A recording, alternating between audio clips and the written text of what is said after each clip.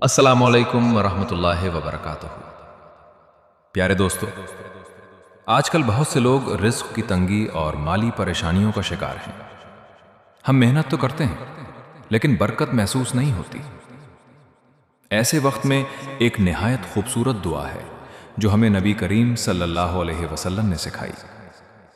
اللہم اکفنی بحلالک عن حرامک واغننی بفضلک عمن سواک۔ اس دعا میں ہم اللہ سے حلال رزق اور اپنی ضرورتوں سے بے نیازی مانگتے ہیں۔ اگر ہم اس دعا کو روزانہ 11 یا 21 مرتبہ پڑھیں اور حلال کمائی کی نیت رکھیں تو اللہ رزق میں برکت عطا فرماتا ہے۔ یاد رکھیں، رزق صرف محنت سے نہیں بلکہ اللہ کی برکت سے بڑھتا ہے۔ تو آج ہی اس وظیفے کو اپنا معمول بنائیں۔ اللہ ہمیں حلال اور بابرکت رزق عطا فرمائے۔ آمین۔